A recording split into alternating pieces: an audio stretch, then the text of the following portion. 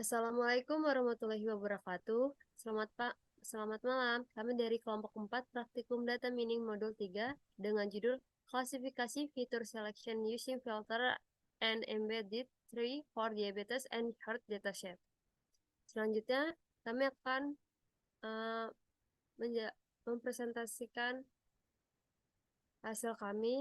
Yang pertama kita akan menjelaskan anggota dari kelompok 4. Yang pertama ada Afwa Fuadi Nugraha dengan NIM 121450019, Audrey Ripka dengan NIM 121450103, Dara Cantika Dewi dengan NIM 121450127, Nabila Anika dengan NIM 121450139, dan Mayada dengan NIM 121450147. Boleh next?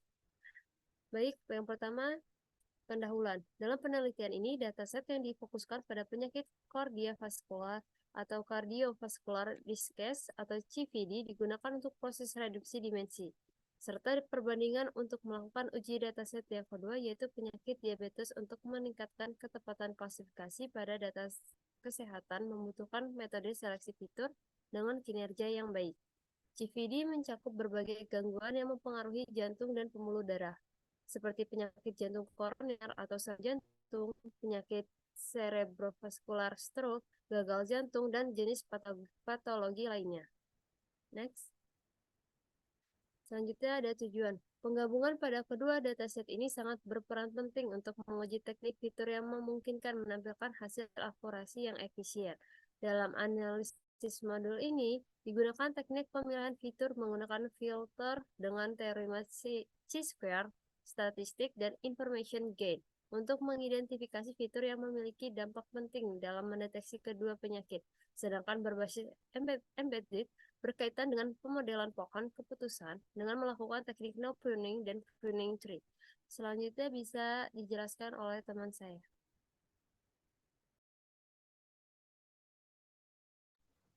Selanjutnya ada metode di mana metode kali ini diambil dari sumber dataset diabetes dan heart yang diperoleh dari sebuah website Kaggle.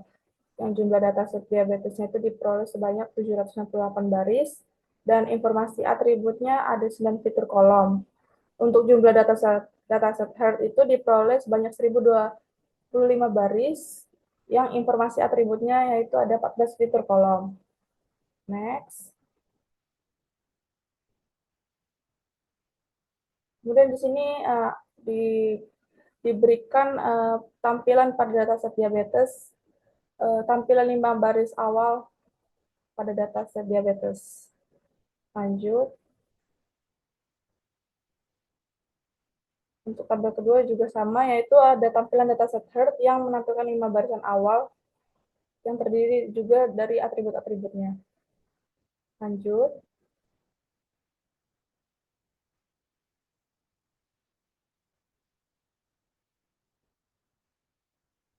Selanjutnya gambaran umum, di mana tujuan utama pada analisis kali ini adalah yang pertama, menerapkan dan membandingkan dua teknik pemilihan fitur untuk mendeteksi penyakit, yaitu diabetes dan penyakit jantung. Yang kedua, mengidentifikasi atribut-atribut apa saja yang signifikan dalam mendeteksi penyakit untuk mengembangkan model yang lebih efisien. Yang ketiga itu membandingkan efektivitas dua jenis metode pemilihan fitur.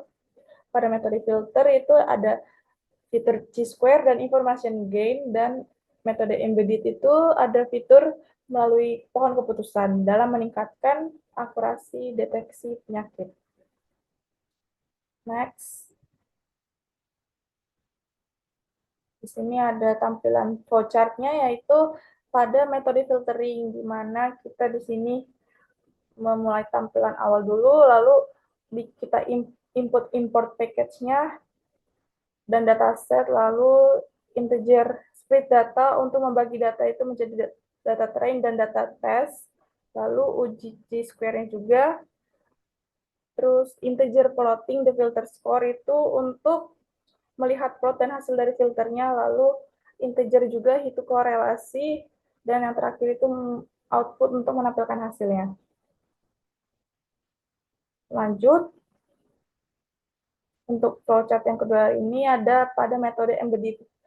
Pada metode ini kita juga menampilkan flowchart untuk tampilan awalnya, yaitu kita menginput terlebih dahulu input package-nya dan dataset-nya, lalu integer membuat array, split data, lalu integer, integer pruning tree-nya, yaitu untuk memangkas pohon menjadi 3 bagian saja, lalu tidak lupa juga untuk output nilai akurasi dan menampilkan fitur pentingnya. Selanjutnya akan dibahas hasil dan pembahasan. Nah,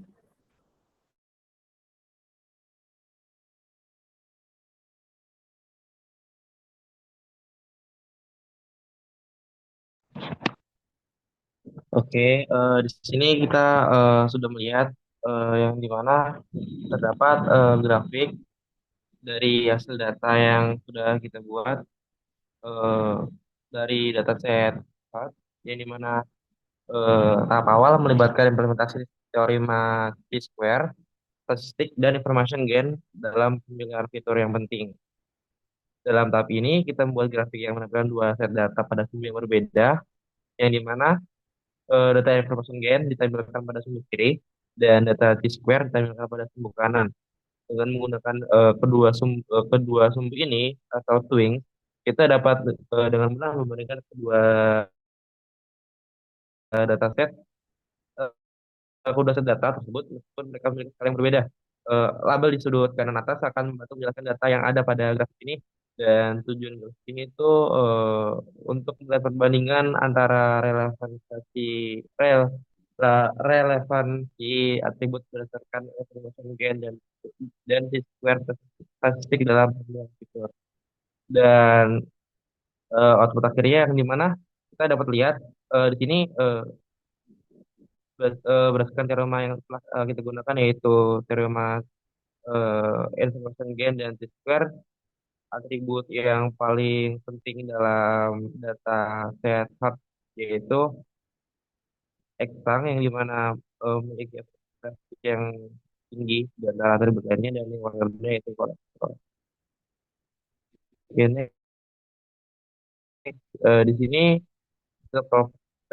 processing, yang dimana kita membuat visualisasi dari pola keputusan yang telah dilatih. Dalam pola keputusan tersebut ada model yang digunakan untuk pengambilan keputusan berdasarkan serangkaian aturan pengklasifikasian dari data dalam kelas sesuai. Visualisasi ini membantu dalam pemahaman kita tentang bagaimana model yang kita buat berdasarkan fitur yang ada. Dengan visualisasi ini, pohon keputusan dapat melihat dengan jelas bagaimana model pengklasifikasian data berdasarkan serangkaian aturan yang dinyatakan dalam pohon. Eh, Kemudian untuk memperhatikan juga bagaimana memahami logika di balik keputusan yang diambil oleh model dan membantu dalam interpretasi hasil prediksi. Oke, di sini kita ditampilkan pohon keputusan yang sudah final, yang dimana kita menambahkan fungsi batasan jumlah dan maksimum maksimum yang di mana mempunyai fungsi untuk membantu kita memahami struktur pohon keputusan dengan fokus pada jumlah dan maksimum yang telah kita tetapkan. Oke, di sini sama seperti tadi, di sini yang membedakan yaitu datasetnya. Kita menggunakan dataset yang kedua, yaitu dataset diabetes, yang dimana pada dataset kedua ini diabetes kita eh, melakukan pembuatan grafiknya dengan dua sumbu Y yang menampilkan dua jenis data, yaitu eigen dan pada sumbu kiri dan square pada sumbu kanan. Grafik ini membantu dalam membandingkan dua jenis skor atau metrik yang mungkin memiliki skala atau rentang yang berbeda dengan menggunakan dua sumbu Y yang berbeda, dan memvisualisasikannya ke dalam dua jenis data dengan jelas dan memahami bagaimana mereka berkaitan sama lain. Output pada grafik ini yaitu atribut yang punya value, yaitu pregentif, kemudian yang paling eh, buruk yaitu BMI. Di sini terdapat perubahan dari dataset di atas, yang dimana perubahan yang dihasilkan adalah representasi visual dari cara model membuat keputusan berdasarkan fitur yang ada dalam data. Kemudian visualisasi pohon keputusan membantu dalam memahami bagaimana model pohon keputusan mengambil keputusan berdasarkan aturan yang ada dalam pohon yang bagaimana cabang-cabangnya mengelompokkan data ke dalam kelas yang berbeda. Oke, ini sama seperti tadi kita ditampilkan eh, pohon keputusan yang panel, di mana kita menambahkan fungsi jumlah daun maksimum yang akhirnya kita dapatkan informasi tentang pemilihan fitur, imperitas, dan label kelas seperti dalam visualisasi tersebut yang memungkinkan untuk memahami proses pengambilan keputusan model secara lebih rinci. Eh, Dilakukan pembagian data berdasarkan glukosa, namun dalam pohon ini jumlah sampel yang lebih sedikit yaitu glukosa dan BMI. Maka dari itu, pemangkasan yang membatasi jumlah sampel maksimum hanya ada 3 sampel yang akhir ya, yang mewakili hasil akhir prediksi, yang dimana yaitu glukosa, BMI, eh, oh, dan yang lainnya diabaikan. Baiklah, selanjutnya terdapat hasil dan pembahasan untuk dataset diabetes. Pada plot yang digambarkan di sini, terlihat bahwa terdapat grafik dengan dua sumbu Y yang menampilkan dua jenis data, yaitu information gain pada sumbu kiri dan chi-square pada sumbu kanan. Grafik ini membantu dalam membandingkan dua jenis skor atau metrik yang mungkin memiliki skala atau rentang yang berbeda. Dengan menggunakan dua sumbu Y yang berbeda ini, kita dapat memvisualisasikan kedua jenis data yang jelas dan memahami kaitan antara satu dan yang lain. Next. Baiklah, di sini terdapat pohon keputusan tanpa pemangkasan atau F3. Terlihat bahwa dihasilkan representasi visual dari cara model membuat keputusan berdasarkan fitur-fitur yang ada di dalam dataset. Dari visualisasi ini membantu dalam memahami bagaimana model mengambil keputusan dan berdasarkan aturan yang ada di dalam pohon. Kemudian bagaimana pula cabang-cabang ini bisa dikelompokkan ke dalam kelas-kelas yang berbeda. Terlihat bahwa di sini terdapat BMI yang menjadi turunan dari glukos. Glukos diikuti oleh BMI dan H. Next.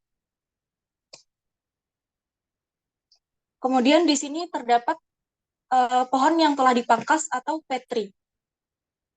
Terdapat informasi tentang pemisahan fitur, impuritas, dan label kelas yang tersedia dalam visualisasi tersebut. Memungkinkan untuk memahami proses pengambilan keputusan model secara lebih rinci karena pohonnya telah dipangkas. Pembagian data ini berdasarkan glukos, namun dalam pohon ini jumlah simpulnya menjadi lebih sedikit karena telah dilakukan pemangkasan, yaitu glukos dan BMI. Karena pemangkasannya dibatasi ini, maksimum hanya ada 3 simpul akhir yang mewakili hasil akhir prediksi. Glukos ini menjadi fitur yang paling penting dalam pengambilan keputusan, kemudian diikuti oleh BMI. Namun fitur yang lainnya akhirnya diabaikan. Next.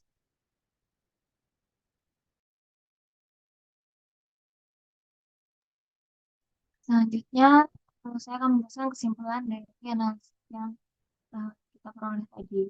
Nah, pada analisis tadi itu kita menggunakan dua metode seleksi fitur dibandingkan, yaitu metode filter dan metode embed tree.